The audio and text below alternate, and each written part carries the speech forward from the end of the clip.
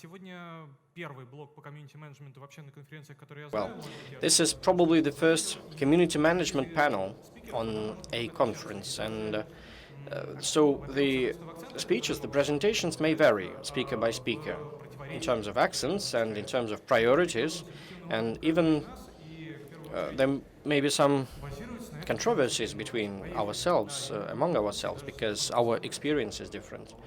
I'm feeling a bit nervous, and I may use my phone to look some things up. Please bear with me. So why do you need to socialize your gamers? I'm sorry for my English, by the way. It's not so good. So who is a socialized gamer and who is an unsocialized gamer? Okay, I will not walk, I will just talk. So a socialized gamer is a part of the community. And what is the community? It's a group of players, gamers, with a leader among them. It may be a GM, but or community manager, but the thing is that gamers feel that they are part of the team, part of the brand. How do you build your socialized community? Well, because we don't live in a vacuum. We have gamers and players who chose our product. And they have already socialized using other products. And they tried it, they wanted something new, they came to us. And these are the people who most often become your core community. And that is cool, great. But the remaining part of the community are the players who didn't have this experience and they are not socialized. And socializing through the community helps them to make a part of this community, and they will feel a certain predisposition and loyalty to this brand. What is the benefit of such brand loyalty? Well, because they are ready and willing to interact with your content and brand, not just to consume it, to watch it. And 90% of the gamers are just consumers. They consume your product and they don't interact with you. Second thing is because they are conscious players, mindful players who may find content not just on your web page, but in communities, closed, open communities, public communities. But he or she may also search for additional info by themselves. And a game becomes a part of his or her life, not just when he or her plays, but they also interact with your products even when they are outside playing your game. So they become a loyal gamer. And this segues us into this game loyalty thing. So this grows loyalty to your product. So here we're talking about brand campaigns, and there may be different brand campaigns, and very often this is an HR function. I'm not an HR manager myself, but what do they do? Brand campaigns are trying to engage your company's visibility. They are trying to interact with potential candidates. This is what the brand campaign in HR's eyes. Why do you need it? Well, this is a PR function to increase your recognition in the eyes of your competitors and to have a certain residue effect on your players. But what is a brand campaign in my view? And what does a community manager do?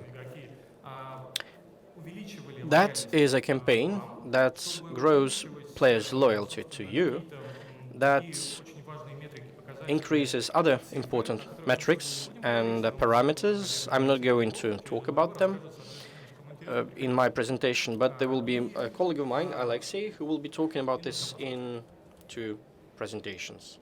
So two presentations later. If you're interested in this, please come. So why am I talking about brand loyalty? When we talk about loyalty, we talk about something abstract, something you cannot touch. But there are some channels that I can put my thoughts through. And talking about what makes a loyal user and loyal audience, well, first thing that makes them stand out is insensitivity to your competitors' actions. Because what is going on? There are always some next generation things that are being released, and your players' attention is dissipating because some new product appear, new experience appears, and loyalty helps to drive down this dissipation and helps them to stay true to your brand.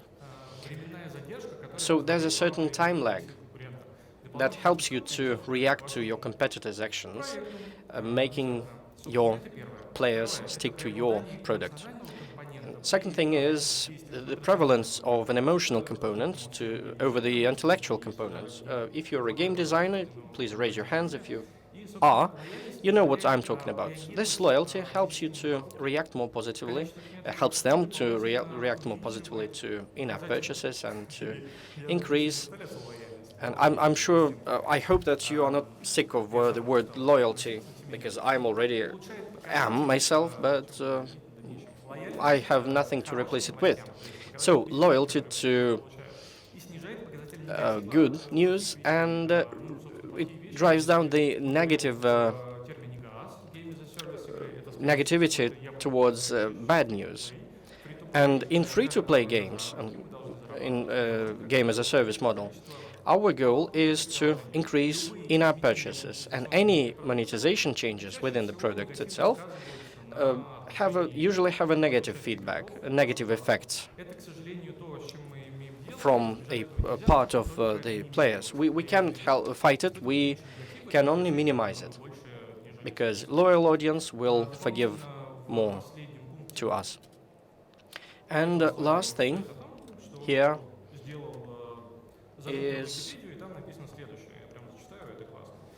goes like this. I googled something on Wikipedia, and so through community management and loyalty, we reduce the retargeting costs. So if a player gets bored of your game and doesn't play this game anymore, but we can get him or her back to the game. So we can increase the conversion rate thanks to loyalty. And loyalty also, like I said, gives us a certain leeway in terms of time to be able to react to your competitor's action. And if you have any questions, I will be happy to take them at the end of my presentation, because I cannot go into much detail about everything, so I have to skip over some things and generalize some other things. So, control of information flow and emphasis in text. This is something that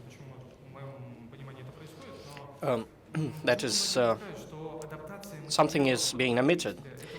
Information adaptation to your consumers' needs is very important. We're in game industry. We come to work, we have fun, we are enjoying ourselves. This may feel more like a hobby that people pay you for.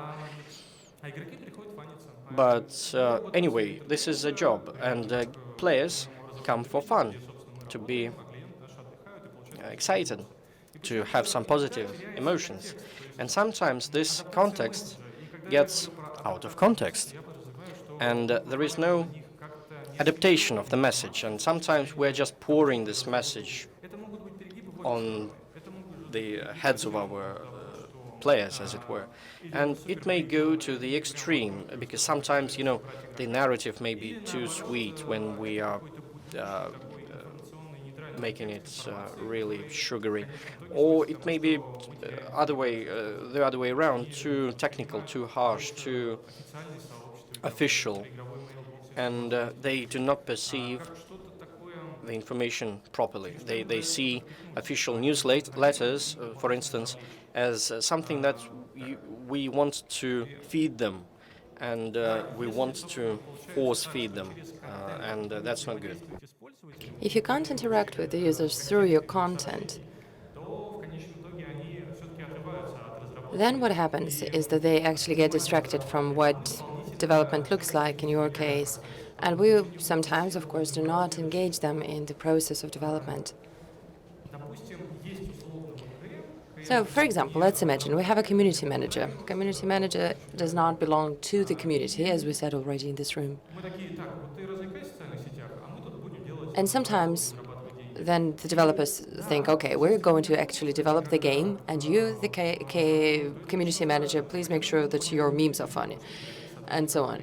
But what we need to understand is that players themselves, they do influence the development process, and this has to be a continuous process where players have to somehow influence the development too. So if you update a game and you know that, well, these updates are going to be super relevant for the viewers, you need to ask the viewers themselves. You can poll them and ask them whether they like it, whether they don't. And just trying to, at least at the basic level, to engage them. So they're going to be happy about it. Because if you let them know that these updates are going to be fun for them, of course they're going to be pro them. Also, we're thinking about, for example, adding some new features, for example, and you tell this to your community. And it doesn't really matter to you as the developer, for example, which feature to introduce right now. For example, you have an array of 3 or 4 of them. What you can do is actually you can ask the community which feature they would like to see first. And this type of engagement is going to be super helpful for you as a community manager. It will be super beneficial for your brand loyalty, for engagement, for socialization, and so on. Even if you want to measure this, you can actually measure the particular metrics to measure this. So if you're interested, please make sure you come up to me after the presentation. So what happens if you don't? You'll be in a lot of trouble, as you see. If you don't communicate, if you don't interact with your community manager, you're going to be in a lot of trouble. So let's see what's going to happen. The mood in your community is going to change. Then you will receive a lot of negative feedback. You will receive a lot of backlash, especially in free-to-play games. These communities can become toxic, and toxic community members, they can actually be very negative to the whole community and to the game itself. And by the way, interesting fun fact, the next presentation is going to be about toxic communities.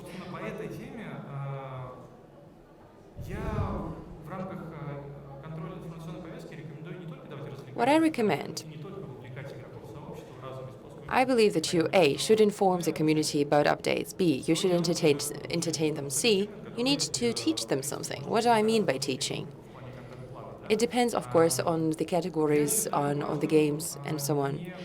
But what I believe, it's so important to understand that the players are not actually some, stupid people who are not able to process the information other than memes.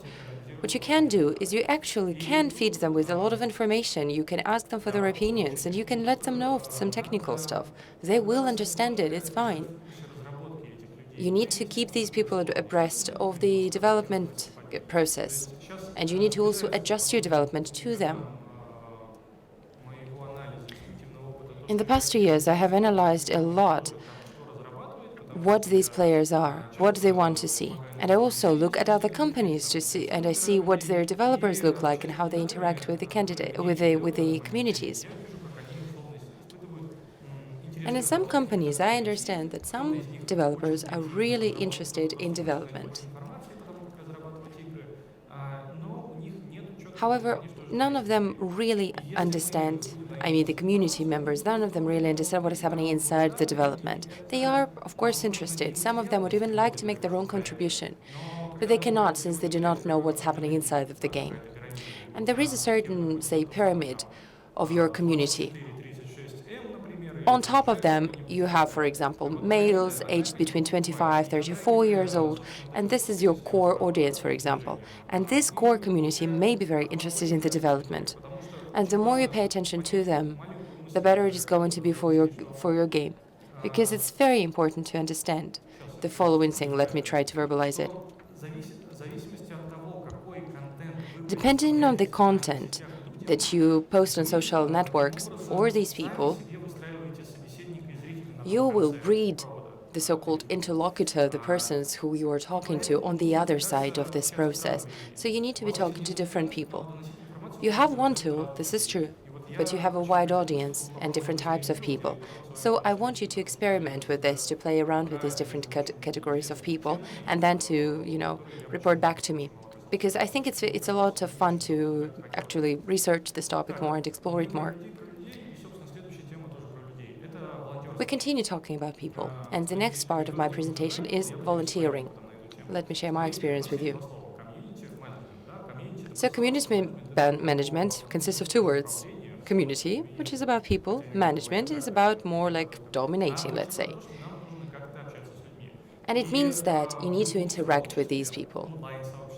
In some communities, be it online community, gaming community, non-gaming community, offline community, it doesn't matter, you name it, the process remains the same. This paradigm always remains the same. In online communities, unlike in offline communities, this communication happens way faster. Your communication doesn't stop because, well, it works 24/7. People live across the globe, and this audience is huge. And imagine offline right here, we have, say, 30, 40 people. If we did this online, I believe we would have a couple of hundred people. So the audiences are way larger online. And in this group of people, the online group of people, which is large, you normally have these core influencers, who we would like to call volunteers.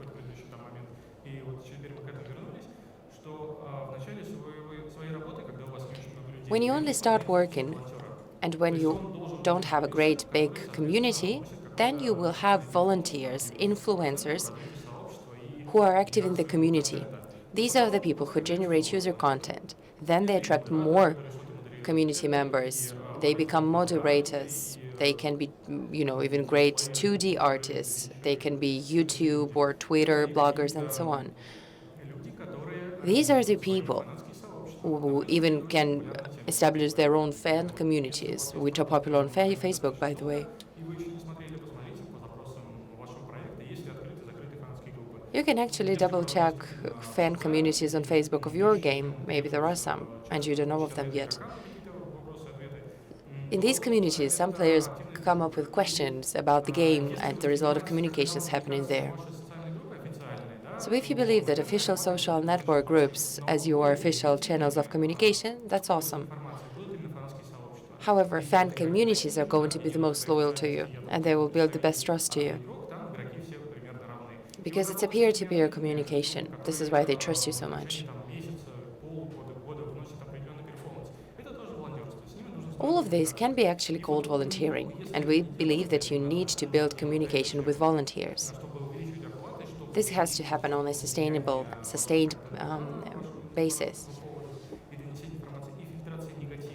So you need to work with toxic comments, you need to raise awareness in your communities, you need to inform them of the new updates and patches. This way, you will attract more and more people. But still you have to understand that at some point of time, your voice that before this community even happened, it was the main one, now it actually, fades away because there are so many influences in these groups, and these influencers have their own voices. And the more voices you have, the smaller relevance they have.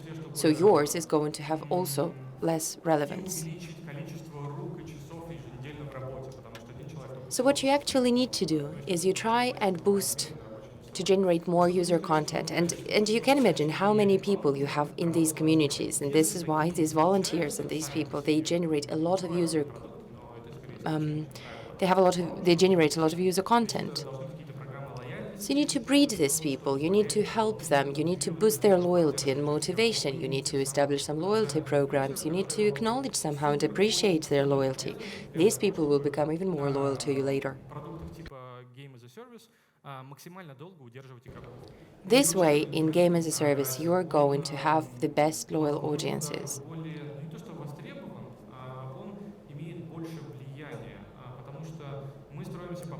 It's important to understand that our products are created to be with the users throughout their lifetime.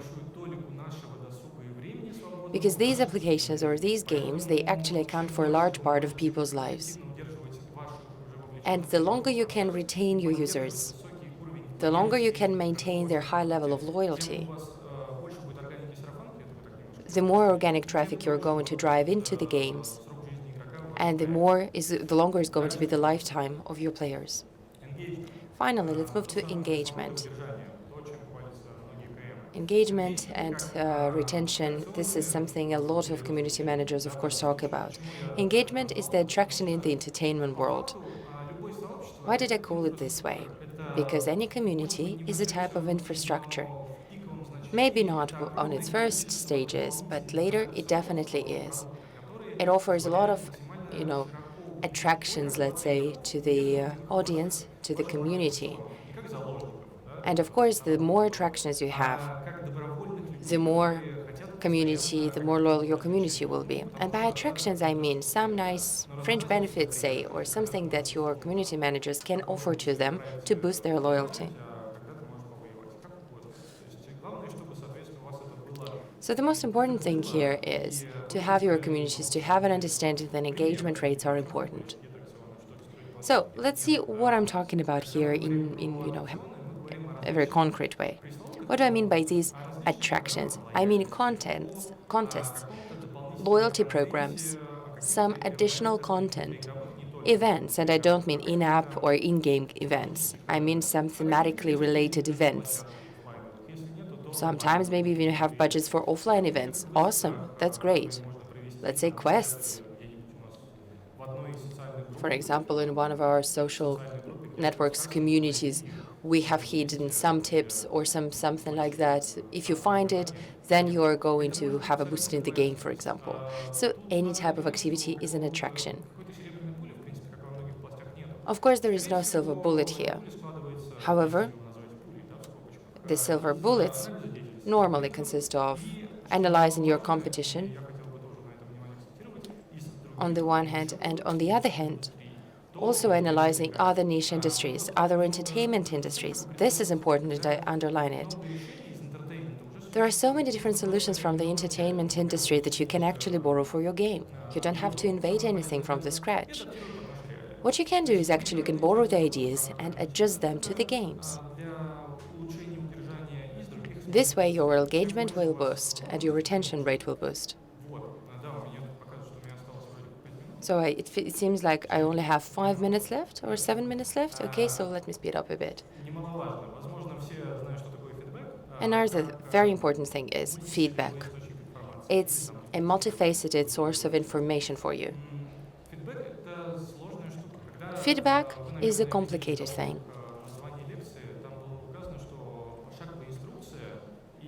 In my presentation,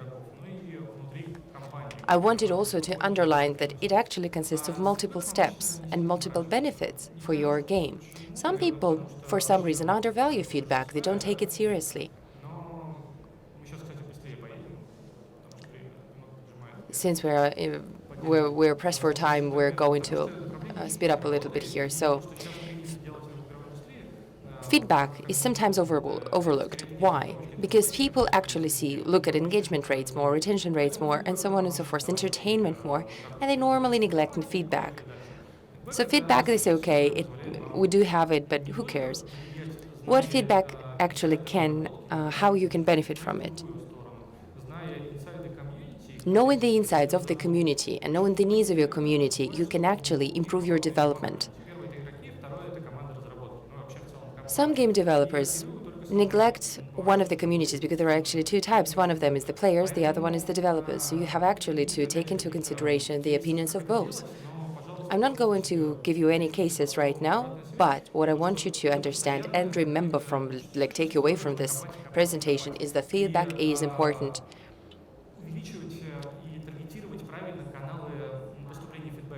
It is important to leverage some particular channels of feedback. Not from the whole community, maybe from clan leaders, or maybe from your YouTube bloggers. So from some particular players that actually can give you a lot of nice and very productive feedback. The more channels of feedback you have, the better targeted actions you can actually provide back to these people. Number 7, synergy with other departments. As I said, feedback helps you to liaise with other departments. If you analyze not even the needs of the players, but you also analyze the needs of the developers and maybe other actors of the developing team, the better it'll be. Because some people seriously neglect this.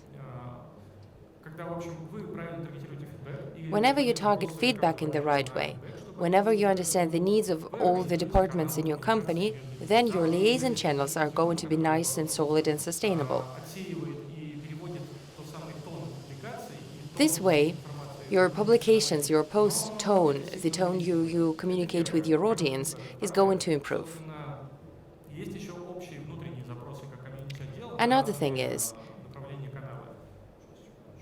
Например, если мы, да, я все чаще вижу запросы того, что what I'm trying to say is that I hear more and more that whenever you come up with new features or you come up with new plans, начинает становиться необходимой then what happens is that your community managers can actually help you. социальной They can be the so-called guides through your community. для того, чтобы They can help you to build on different features. сообщество и два, собственно, Because this way you will have leverages to influence your community. сообщество так, чтобы игроки чувствовали себя более комфортно и This way your players will feel comfortable and they will actually challenge you with some objectives. It's not that it will be happening from your side, like you will be challenging them with some quest or something, but vice versa, they will challenge themselves with something fun. второе, КМ-маркетинг. Немножко упоминал уже это. Let's now talk about liaison between community managers and marketing.